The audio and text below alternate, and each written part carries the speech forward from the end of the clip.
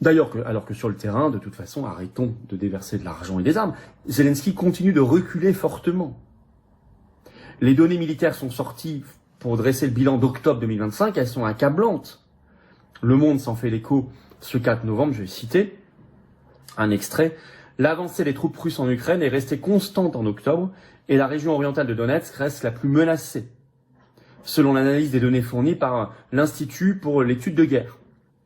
En un mois, octobre, la Russie a pris 461 km² aux Ukrainiens, ce qui est proche de sa moyenne mensuelle pour l'année 2025, elle grignote vraiment maintenant assez vite, après un pic en juillet qui était monté à 634 km². Donc, en plus, si vous voulez, les données de terrain, alors on peut vivre dans une réalité, un discours parallèle, en disant tout va bien, on va gagner, etc. Non, la réalité, c'est que voilà, c'est catastrophique. Et que ça sert à rien de déverser de l'argent et des armes, si ce n'est que ça alimentera, ça poursuivra la guerre, ça fera tuer des gens pour rien, et ça alimentera la corruption. Je veux dire, les médecins se sont rendus compte qu'ils ont, comment je pourrais dire ça, qui ont fricoté avec le totalitarisme pendant la crise COVID. Puis, c'est un petit peu le retour du balancier, à mon humble avis. Hein. En fait, je trouve que c'est le retour du bâton pour eux. Et même si je suis vraiment pas d'accord avec la loi, écoute, un gouvernement autoritaire, c'est un gouvernement autoritaire. Les médecins se sont laissés acheter pendant la pandémie. Ils ont rejeté les principes de bonne médecine, puis tout ça, les lois d'Hippocrate, le serment d'Hippocrate, etc. Ils ont tout mis ça de côté. Ils ont récolté, et là, le gouvernement se retourne contre eux. Et pour des bonnes raisons, pas pour des bonnes raisons, pour des bonnes raisons quand tu es un gouvernement mondialiste. Je crois que détruire la médecine ou l'affaiblir suffisamment est un objectif. Puis je crois qu'ils sont en train de faire exactement ça avec l'éducation et avec les autres institutions. Et ils vont arriver, puis ils vont probablement les remplacer par des IA, faire des grosses économies d'argent. Puis, ouais, c'est ça. Ça fait que non, moi, écoute, moi, j'ai pas vraiment de pitié pour les médecins. Comme je dis, je suis pas d'accord avec comment Dubé fait, mais je suis pas surpris non plus. Sauf que j'ai pas vu de médecin faire leur mea culpa. Il y a pas un médecin là qui a dit, écoute, on s'est trompé durant la pandémie, on s'excuse, maintenant c'est à notre tour d'y passer. Puis vous devriez être avec nous dans ce combat-là. Puis quand on va l'avoir gagné, vous allez voir, on va rester de votre côté, puis ça n'arrivera plus des abus comme vous avez subi là de la part du gouvernement. Puis on a été là-dedans nous aussi. Hein, j'ai pas entendu ça, moi, ce genre d'aveu-là. Et pour cette raison-là et pour plein d'autres, je dis, écoute, basta. Hein, moi, j'ai pas de, je suis prêt à pardonner, mais j'oublie pas. Mais pour qu'on pardonne, il faut qu'on me le demande. Moi, je pardonne pas si on me le demande pas. Je sais pas, je pense que c'est comment je pourrais dire ça? C'est être un larbin que de pardonner à quelqu'un qui t'a fait du mal et que tu lui pardonnes parce que tu penses que si tu lui pardonnes, qu'il va être de ton côté. Mais il t'a jamais donné aucun signe qui serait de ton côté, mais tu vas y pardonner pareil. Alors ça, c'est être vraiment larbin, à mon avis. Mais quand tu es rationnel, tu te regardes ça, tu te dis, écoute, s'il y a une pandémie qui va arriver, qui survient encore demain matin, un nouveau virus, là, il va recommencer exactement pareil, là. Je peux te donner l'exemple, Isabelle, tu vas voir ton médecin, tu décides de prendre en main. Moi, je pense que c'est une des... Quand tu es bien préparé, puis tout ça, la dernière chose que tu veux, c'est de dépendre d'une institution étatique, dont les soins de santé. Donc, tu te prends en main. Tu fais, mettons, on va dire, un jeûne intermittent. Tu coupes le sucre. Puis tu commences à puiser dans tes graisses, ça. Puis là, tu as une analyse sanguine. Mettons, tu vas faire doser ta vitamine D. Et là, ton taux de cholestérol augmente. Et là, le médecin voit ça, ton cholestérol, tu vas mourir avec un cholestérol élevé comme ça. Il faut absolument que tu prennes des statines, puis des statines, puis des statines. Puis là, tu peux pas en prendre juste une, il faut t'en prendre deux. Puis c'est les deux plus fortes avec des grosses doses parce que ton cholestérol est tellement élevé. Alors, c'est ce genre de mauvaise médecine-là qu'on fait face encore aujourd'hui. Je sais pas, moi, t'es diagnostiqué avec une bactérie quelconque, mettons un H. pylori dans l'estomac. ils vont te prescrire des antibiotiques pour t'assommer, tuer tout ce qu'il y a de vivant dans toi, et tu t'arrives avec un microbiote complètement effondré qui, là, donne le lieu à une invasion parasitaire, à un SIBO, à toutes sortes de problèmes de peau, des problèmes de diarrhée, des problèmes de constipation, des problèmes de psoriasis. Tout ça qui est dû à un mauvais microbiote à cause d'un Christi d'antibiotique. Il n'y a pas un médecin qui va te parler de ça. Tu t'en vas voir, je sais pas moi, t'accompagnes un ami pour le cancer. Alors tu dis, docteur, mon ami ici, que diriez-vous de lui de l'aider, se faire accompagner avec une nutritionniste spécialisée pour l'aider à diminuer son sucre? Parce qu'on sait que le cancer se nourrit de sucre. Alors, il va t'envoyer paître. C'est une histoire personnelle, là. Ça m'est arrivé pour de vrai, là. Il m'avait dit, écoute, si ce que tu dis est vrai, ça serait dans les premières pages du journal Le Soleil demain matin. C'est pas vrai. Alors que j'avais raison, à la dernière visite, 3e chimio, le médecin m'a dit, ouais, les études que tu me parlais, tu pourrais-tu me les donner? Il m'a demandé ça, là, mon frère était avec moi. Je les avais imprimés parce que c'était la dernière visite, puis je voulais y donner, parce que la tumeur avait diminué de 60%. Il n'avait jamais vu ça. C'est une chimio pour stagner. Alors, juste couper le sucre. Alors, je veux pas, mais des exemples comme ça, pour comment la médecine, elle est pas bonne. Les médecins les plus conscients, les plus éveillés, ceux qui voient ce qui se passe, vont dire, ouais, c'est vrai qu'on n'était pas vraiment là. J'espère juste qu'ils vont trouver le courage pour sortir du système, puis développer quelque chose de plus intégratif, de plus holistique, qui va prendre en charge le patient avec de la vraie science, qui va pas éluder toutes les médecines dites naturelles, toutes les herbes qui sont super bonnes. Moi, je suis convaincu que dans la nature, il y a absolument tout ce qu'on a besoin pour se guérir d'à peu près n'importe quoi. Pour moi, la santé du corps humain, c'est un équilibre. Et quand cet équilibre-là est rompu, à ce moment-là, survient des problèmes de santé. Et les médecins, en général, vont traiter pas la cause du déséquilibre, mais ils vont traiter les symptômes. Pourquoi? Parce qu'il y a une pilule de rattacher à ça, puis que l'argent de cette pilule-là s'en va aux compagnies pharmaceutiques. Il est là le maudit problème. Plus important, les autruches au Canada, ben là, c'est confirmé. Ça, c'est cruel. Ça, c'est un gros dossier que tout le monde déparle, devrait pas. Ah non, c'est vrai, c'est en anglais, c'est des autruches en anglais. Alors, c'est en Colombie-Britannique. Alors, voilà. Malheureusement, donc, dismiss, la Cour suprême a rejeté du Canada. La Cour suprême du Canada a rejeté la demande de Universal Ostrich Farm il y a quelques minutes, donc c'était ce matin. Rejeté la demande d'autorisation d'entendre les arguments. On parle même pas de dire si tu bon, c'est pas bon, si tu vas aller. Non, non, on veut même pas vous entendre. Oui. L'Agence canadienne d'inspection des aliments peut désormais procéder à l'abattage de toutes les autruches. Ça devrait faire la une de nos médiocres ici. C'est totalitariste, c'est du sanitarisme totalitariste. Ils vont les tuer même s'ils sont pas malades. Et suite à ça, ce que les nouilles ne comprennent pas, il y en a qui disent, ouais, mais ça se passe en Colombie-Britannique, puis moi, je mange pas d'autruche. Ouais, OK. C'est parce que ça, avec ça, ça donne à l'Agence d'inspection du Canada la possibilité de tuer tout ce qu'ils veulent, des poulets, des canards, des dindons. Hein? C'est les dindes là, qui s'en viennent Noël et tout ça. Ben oui. Donc là, ben on va pouvoir aller de l'avant. On va pouvoir tout tuer les cheptels si on décide que même pas de test, faut-il le rappeler, les autruches n'ont pas été testés. Alors, c'est encore une fois une folie sanitariste totalitariste et les technocrates imbéciles dociles vont faire la job, ils vont abattre le cheptel. But let me ask you, Mr. Prime Minister, will there always be a Canada? There will always be a Canada. All right, elbows up. Elbows up. Elbows up! Ah! Elbows up! Canada strong! On va aller voir ça, Canada strong. It's time to put your reading glasses. Non, it's time to change the subject. Écoutez-moi ça. Donc, hop-là, elbows up. Hop-là, on n'est plus dans elbows up. Qu'est-ce que c'est que ça?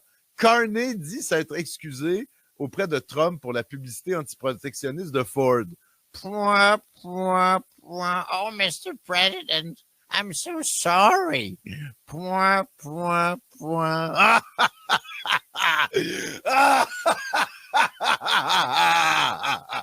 Moi, je pense à tous ces putains de boomers qui ont voté Parti libéral du Canada en disant « Ouais, lui, il va être dur contre Trump, il va nous défendre. Oh, la souveraineté du Canada! »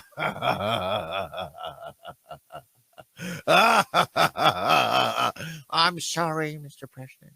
Oh, I'm so sorry. Do you want to open the trade negotiations again? Ah, cette humiliation, quoi. L'humiliation. L'humiliation de Mark Carney. Tout ce blabla électoral sur tenir tête aux États-Unis. Mais les amis, c'était du flan à 100%.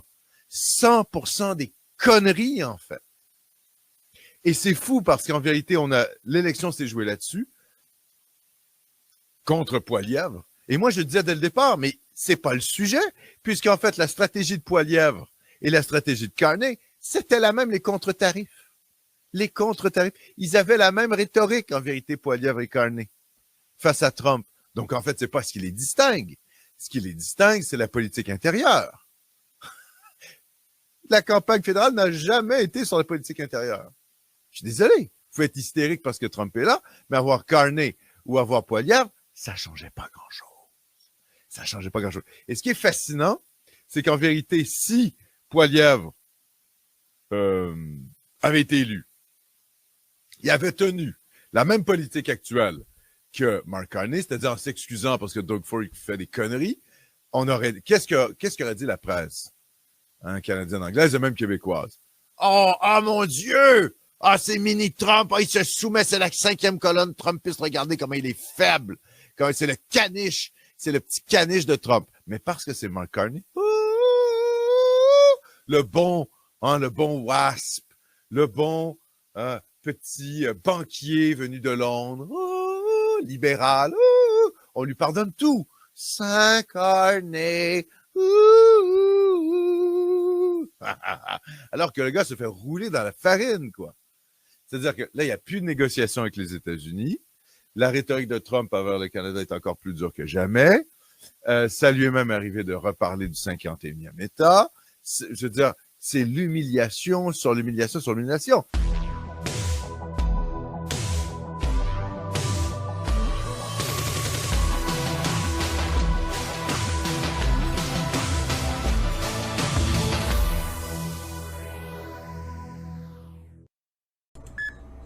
Donald Trump extermine l'Europe. Je vais vous lire ces déclarations qui sont absolument hallucinantes aujourd'hui. Il n'y aura que moi et Poutine. Nous n'inviterons pas de représentants européens. Pour moi, il ne devrait pas y avoir de guerre. Et si l'Europe a un problème avec cela, alors laissons la Russie la vaincre seule, sans l'intervention américaine. Pourquoi je ne veux pas que l'Union européenne participe? Pourquoi leurs représentants doivent-ils aller à la guerre? Ils ont besoin d'un conflit à long terme pour cacher leur incompétence, leur lobby et l'argent volé. Je ne négocierai pas avec quiconque souhaite prolonger le conflit. Je ne négocierai pas avec quiconque envoie plus d'armes. Je ne négocierai pas avec quiconque cherche à obtenir plus de munitions. Je rétablirai la paix, qui est évidemment un mot très censuré dans l'Union européenne. Les termes sont clairs. Donald Trump entre en guerre diplomatique directe avec l'Union européenne, avec Emmanuel Macron, avec tous ces dirigeants dont je vais m'abstenir de superlatifs. Mais en tout cas, ce qu'il faut dire aujourd'hui, c'est que je pense que l'intégralité quasiment de l'opinion publique, des citoyens lambda est derrière Donald Trump aujourd'hui dans ce conflit entre l'Ukraine et la Russie, bien sûr, car il y a certains autres conflits avec lesquels je ne suis absolument pas d'accord avec lui. On parlera d'Israël et de la Palestine un autre jour. Mais là, honnêtement, je me range derrière Donald Trump qui extermine en bonne et due forme l'Union européenne. Et j'espère honnêtement qu'il ne s'arrêtera pas là. Ceux qui pensent que Zoran Mebdani est un antidote à Trump ou un espoir pour les gauches du monde entier vont découvrir dans les jours qui viennent que c'est une caricature de gauche radicale qui a relayé des éléments de langage d'une violence qui va faire le bonheur des Trumpistes, que c'est quelqu'un qui a fondé dans sa propre université une antenne qui y a participé de Students for Justice in Palestine, qui fait partie de ces organisations pro-Hamas, proches des frères musulmans, qui vont encore une fois là aussi régaler la droite trumpiste. C'est quelqu'un qui est très sympathique en apparence, il sourit beaucoup, mais le journalisme, c'est pas de se contenter des sourires, des éléments de communication. Drapeau LGBT interdit. Appel à la prière publique. Un conseil municipal composé exclusivement d'hommes musulmans. 12 mosquées en 5 km². Je vous raconte comment, en 50 ans, Hamtramck est passé d'une enclave polonaise chrétienne à la première ville musulmane des États-Unis. Dans les années 50, cette petite ville de banlieue de Détroit comptait 2 fois plus d'habitants qu'aujourd'hui. 50 000 versus 27 000 aujourd'hui. La grande majorité d'entre eux étaient d'origine polonaise et beaucoup travaillaient dans l'industrie automobile. Comme les Polonais étaient d'origine chrétienne, leur intégration a été assez facile. Ils avaient une base religieuse et culturelle commune avec les Américains. Ils y ont fondé leur propre théâtre, des groupes artistiques et une philharmonie. Mais la ville a été touchée par la désindustrialisation, beaucoup de travailleurs sont partis et dans les années 90, Hamtramck ne comptait plus que 18 000 habitants. Des migrants originaires du Yémen, d'Afghanistan, du Bangladesh et du Pakistan se sont peu à peu installés. Aujourd'hui, plus de 60% des habitants sont musulmans. En 2006, Karen Majewski, une Polonaise progressiste, devient maire. Elle intègre beaucoup de représentants musulmans à son conseil municipal. En 2015, la maire progressiste est écartée de son propre conseil municipal. Hamtramck devient la première ville des États-Unis dont le conseil municipal est composé exclusivement d'hommes musulmans. En 2021, elle perd les élections et Amer Ghalib, originaire du Yémen, devient le premier maire musulman de Hamtramck. Durant sa campagne, il a été soutenu par les musulmans mais aussi par les électeurs progressistes et des militants LGBT prônant des slogans sur l'inclusion et la diversité. Pendant son mandat, la religion musulmane se manifeste de plus en plus dans l'espace public, notamment via les commerces halal qui se multiplient. Dans les années 80, il n'y avait qu'une seule mosquée. Aujourd'hui, il y en a 12 en 5 km². Et un 13e projet de mosquée est actuellement en cours. Les appels à la prière sont diffusés par haut-parleurs plusieurs fois par jour depuis 2004, une première sur le continent. Aujourd'hui, à Hamtramck, les débats les plus vifs concernent les droits de la communauté LGBT. Les anciens alliés progressistes du maire accusent les élus musulmans d'homophobie. En 2023, la ville fait supprimer tous les drapeaux de groupes religieux, ethniques, politiques ou d'orientation sexuelle au profit des seuls drapeaux des nations représentées dans la ville. Résultat, le drapeau LGBT disparaît de l'espace public. Plusieurs militants LGBT se sentent trahis. Karen Majewski, l'ancienne maire, ne comprend pas ce qui s'est passé. Elle se confie « On a soutenu les immigrés musulmans pour l'appel à la prière et maintenant, ils menacent nos droits. » Pourtant, dans les pays à majorité musulmane, l'homosexualité est vue comme un crime, tout comme l'adultère par exemple. Les homosexuels encourent des peines de prison ou la torture, parfois jusqu'à la peine de mort, comme c'est le cas dans 12 pays musulmans, comme l'Arabie Saoudite, le Yémen ou la Somalie. Tous appliquent la charia. Le Coran et la tradition islamique légitiment aussi la taqiyya, une technique qui consiste à dissimuler ses convictions religieuses tant que les musulmans ne sont pas en position de force. D'ailleurs, même en France, l'IFOP a montré en 2019 que 63% des musulmans pensent que l'homosexualité est une maladie ou une perversion sexuelle que l'on doit combattre, contre 15% seulement de la population générale.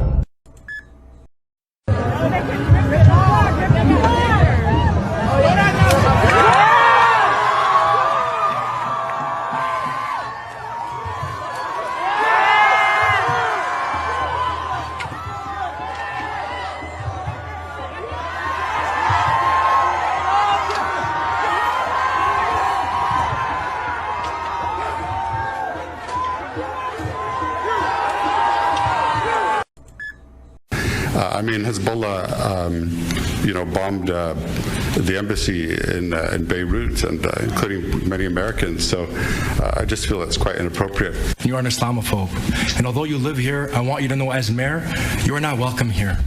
And the day you move out of the city will be the day that I launch a parade celebrating the fact that you moved out of the city, because you are not somebody who believes in coexistence.